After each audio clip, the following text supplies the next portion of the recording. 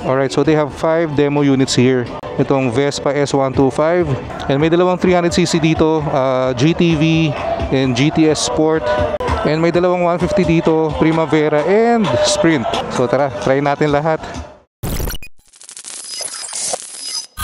Since nag-start ako magmotor, marami na rin ako nasubukang brands ng motorcycle. Pero may isang brand na sobrang tagal ko nang gustong matry, pero mukhang for today, masusubukan na natin. Yan ay ang Vespa. Kung nagmumotor ka, I'm pretty sure alam mo yung brand na Vespa. Isa lang naman yun sa pinakasikat, if not pinakasikat na scooter brand. Pag sinabi mo kasing Vespa, ang may isip ka agad ng mga tao, elegance, class. Kumbaga cream of the crop ng mga scooters. So very excited na tayo today na ma-experience kung totoo ba lahat yun. So we are on our way pala sa Vespa test ride event sa Alabang. 2-day event kasi yun, and today is the last day. Kaya syempre hindi natin papalagpasin to.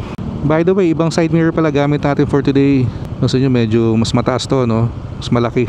Gandang ganda ako oh. High quality. And binalik ko rin muna yung stock windshield.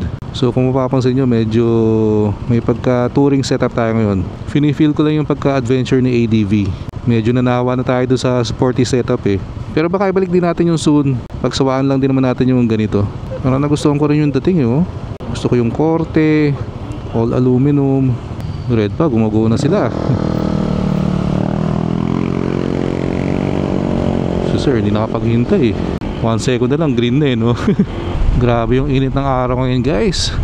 By the way, sa mga Vespa owners pala na nanonood ng video natin, pa-share naman kung ano yung Vespa motorcycle nyo and kung anong pinaka nagustuhan nyo sa pagiging Vespa owner. Kasi syempre kung nagmumotor ka, majority naman sa atin, of course, gusto magkaroon ng Vespa someday, di ba? So gusto ko lang din magka-idea siguro kung ano ba yung mga nagugustuhan ng Vespa owners. Alam ko dito yon. Dito yung Vespa event. There you go. Saan ang motorcycle parking, boss? Dito sa event? Doon. Salamat. Doon pala yung parking. So we are here sa event. Ito. Dito na lang tayo. Alright, so we are here sa South Park District, Avida, Alabang. Kasama ko kayo sa event. Parang wala masyadong tao kasi init din ng panahon Okay, here we are. Kita ko na yung mga Vespa test ride units. Again, hindi pa ako ganun ka-familiar sa Vespa, so hindi ko alam itong mga models na to. Pero daanan natin lahat. Hopefully we can try all. Alright, so they have 5 demo units here.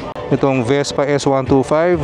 And mukhang na-sample lang na to And may dalawang 300cc dito, GTV and GTS Sport. And may dalawang 150 dito, Primavera and Sprint. So tara, try natin lahat. Start tayo sa low cc hanggang sa pataas, papuntang 300. Alright. So unahin natin to, Vespa S125. Alright, seat height wise, very minimal tiptoe. Baba naman, may hook din dito. Pwedeng pamalengke. Yung panel lang niya is very simple. Feeling ko dated, analog. Alright, again, this is 125cc. Alright, so dun daw. First ride, Vespa S125. Saan pa ikot? Isang diretso lang. Ganun lang. Alright. So yung test ride pala dito, isang ikot lang. So isang diretso lang tayo.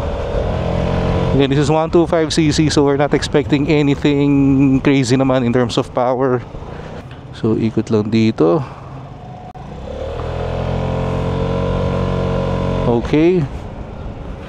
Maganda sana yung maliko-liko natin. Tapos sir, hanggang dito lang din. Pabalik-balik lang pala. Mag-isa pa tayo. Alright. So nothing special naman dito sa S125. Siguro yung talagang dito yung prestige of having a Vespa. Yun ang selling point nito. Siguro yung build quality rin. Ano ba to? Balik na tayo. Try na natin yung mas higher cc. Okay, so for the Vespa S125, For me, at least for me, nothing special. Pero again, in terms of look, siguro talaga pag ginamit mo to on a Sunday chill ride, siya of course malakas ang dating mo dito. Vespa yan eh. Then lipat na tayo sa 150cc nila. Siguro try muna natin tong Sprint. So yung Sprint, dito yung susi. So I guess keyless na to, yung remote. Okay. Ito, naka na siya, TFT. So this is the Vespa Sprint. This is 150cc. Alright. So this is 150cc pero feeling ko medyo tame. Tame pa rin yung power. Mas gusto ko dito yung panel nito. It's TFT. Ito mas mukhang classy na. Mas mukhang up to date na. And pansin ko dito very soft yung upuan. I'm not sure kung memory foam ba to. Pero siguro yung nag-stand out sa akin dito sa Sprint is yung comfort ng seat. And same riding posture naman. Poging-pogi ka dito. Let's try the other 150cc. So dito naman tayo sa isa pang 150cc. This is the Vespa Primavera. Parang for me mga Vespa magkakamukha lang din no? Alright, the Primavera. So ito medyo similar sa S125. Naka-analog and hindi pa keyless. May physical key pa. Ito kasing Sprint naka-keyless na eh. Yan, may mga chrome parts. So very classic ang datingan nito. So this is the Primavera 150. Okay. Ang gusto ko naman dito, first impression, tong windshield na malaki. Ayan no, lakas ng dating eh. So I don't know kung stock ba to or aftermarket. So again, itong Primavera feels very classic. Yun ang feels ko ngayon. Kaya itong side mirror eh oh. Classic na classic ang dating. Alright, tingnan natin 150cc.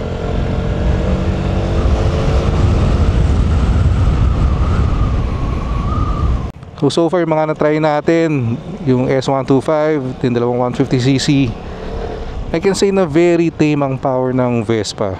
Ang bilis ng mga test ride natin no? Feel lang talaga natin eh. Pero we're excited to try yung dalawang 300cc. For sure makaka-feel lang tayo ng power. Hindi ko alam kung anong mas mataas dito sa dalawa. Pero ito kasi may sport eh, GTS Sport. So dito muna tayo sa GTV. Anong mas higher class dito? Mas mataas to kaysa dito? Ito mas mahal to. Ihuli ko na to. Mas ano daw to, mas mataas to. Mukhang okay no, iba na rin yung panel no. Display. TFT to. TFT. Sige, dun muna tayo sa GTS Sport. Ito analog pa no? Pero meron ding digital combined. Alright, let's try muna yung GTS Sport. Para let's save the best for last. Ito. Oo, yung headlight pala niya nandito sa baba no. So very unique looking. So dito naman sa GTS Sport again, analog and digital combined. This is a 300cc. Yun. Oo. So naka-feel din tayo ng power. So first impression, very sporty ride.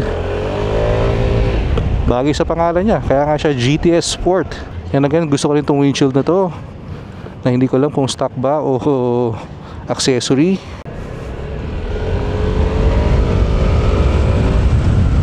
Alright, I like the acceleration. The brake is okay din. Gusto ko to. Itong GTS 300, GTS Sport pala, 300cc. Sarap sana kung yung test ride route nila medyo may liku-liku para mas ma-experience mo talaga. Ito kasi isang diretso lang tapos paikot-ikot ka lang, kaya medyo nakakasawa rin kaagad. Kaya ako gusto ko lang talagang ma-experience yung yung feeling ng bike. Okay, so saving the best for last, the Vespa GTV. Alright, so we're now using the Vespa 300 GTV or GTV 300 ba? Same power as the GTS Sport, pero ang nag-stand out dito is yung panel. Very crisp and vibrant. Kaya nga lang, hindi gumagalaw. So bakit kaya hindi gumagalaw yung speed? Hindi ko alam kung bakit. Meron din sabitan dito. I like the round side mirrors. Bumagay dito sa round panel. Yun lang ang tanong ko, ba't hindi gumagalaw yung speedometer? Ba't kaya hindi gumagalaw to? So I'm not sure kung meron ba ako dapat i-turn on dito. Alright. Although parehong 300cc, pero parang mas gusto ko yung mas gusto ko yung before nito, yung GTS Sport. Parang mas sporty yung handling. Ito, feeling ko mas mabigat yung pagliko. I don't know, baka malambot lang yung gulong. Pero I like the panel again, sobrang high definition, sobrang crisp. Kaya nga lang, hindi gumagalaw yung speed natin.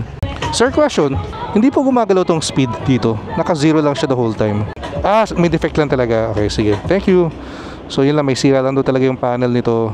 Pero if you'll ask me, ako ay medyo mas gusto ko tong in terms of performance yung combined analog and digital. And kung pang everyday lang naman, kumbaga pang errands mo lang, hindi mo naman ilalayo lagi, talagang going around the city lang, gusto mo mag-ride while looking good, for me goods na ako dito Medyo nasayangan lang ako kasi ang ganda sana ng opportunity ng mga test ride event to really experience the bike. Pero yung test ride route kasi doon talagang isang short na diretso lang, paikot-ikot ka lang. So if you're planning to get a Vespa, baka hindi ka rin makapag-decide kung yun lang yung inikot mo. Ito si ADV. Guys, ano masasabi nyo sa bago nating side mirror, stock windshield? Para mukha namang adventure si ADV talaga. Pero doon sa mga fan ng foldable side mirror natin, yung winglet, don't worry, nakatabi lang naman yun Babalik ko din yun soon. Nasayangan lang din ako dun sa GTV kasi yun yata yung pinakamahal na Vespa doon. So yun yung parang pinaka top of the line. Napakaganda ng panel. Kaya nga lang, sira. Defective daw yung speedometer.